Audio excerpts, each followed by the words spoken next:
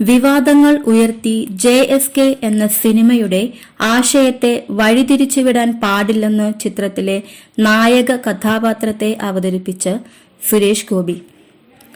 ചിത്രത്തിന്റെ ആദ്യ പ്രദർശനം കാണാൻ തൃശൂർ രാഗം തിയേറ്ററിൽ എത്തിയ സുരേഷ് ഗോപി മാധ്യമപ്രവർത്തകരുടെ ചോദ്യങ്ങളോട് പ്രതികരിക്കുകയായിരുന്നു. JSK എന്ന സിനിമയ്ക്ക് വലിയ സ്വീകാര്യതയാണ് ലഭിക്കുന്നത്. സിനിമയിൽ വിവാദങ്ങൾ ഇല്ല. സിനിമ വലിയ വിഷയമാണ് ചർച്ച ചെയ്യുന്നത്. വിവാദങ്ങൾ ഉയർത്തി സിനിമയുടെ ആശയത്തെ വഴിതിരിച്ചുവിടാൻ പാടില്ല. ഈ സിനിമയ്ക്ക് പെൺകുട്ടികളുടെ സുരക്ഷയ്ക്ക് പുതിയ ഏട് എഴുതി ചേർക്കാൻ കഴിയുമെന്നാണ് കരുതുന്നത്. സിനിമ എല്ലാവരെയും ചിന്തിപ്പിക്കും.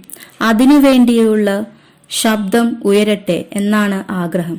ജാനകിയുടെ ശബ്ദം സ്ത്രീ സമൂഹത്തിന്, ഇന്നത്തെ നമ്മുടെ ചുറ്റുപാടിന് വേണ്ടിയുള്ളതാവട്ടെ.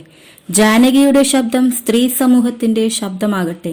സ്ത്രീകൾക്കു വേണ്ടി നിയമം മാത്രം പോരാ, അത് നടപ്പിലാക്കാനും കഴിയട്ടെ. എല്ലാവരെയും ചിന്തിപ്പിക്കുന്നതാകട്ടെ സിനിമ. ഇത് വിപ്ലവാത്മകമാകട്ടെ, സുരേഷ് ഗോപി പറഞ്ഞു.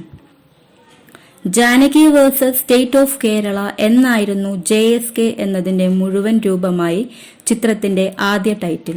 എന്നാൽ ജാനകി എന്ന പേര് ടൈറ്റിലിൽ ഉൾപ്പെടുത്തിയാൽ ചിത്രത്തിന് പ്രദർശനാനുമതി നൽകാനാവില്ലെന്ന് കേന്ദ്ര സെൻസർ ബോർഡ് നിലപാടെടുത്തിരുന്നു. പിന്നാലെ ഇത് സംബന്ധിച്ച അണിയറക്കാരുടെ പരാതി ഹൈക്കോടതിയിലുമെത്തി. തുടർന്ന് ചിത്രത്തിന്റെ ടൈറ്റിലിൽ കേന്ദ്ര കഥാപാത്രത്തിന്റെ പേരിനോടുകൂടെ ഇനീഷ്യൽ കൂടി ചേർക്കുകയായിരുന്നു.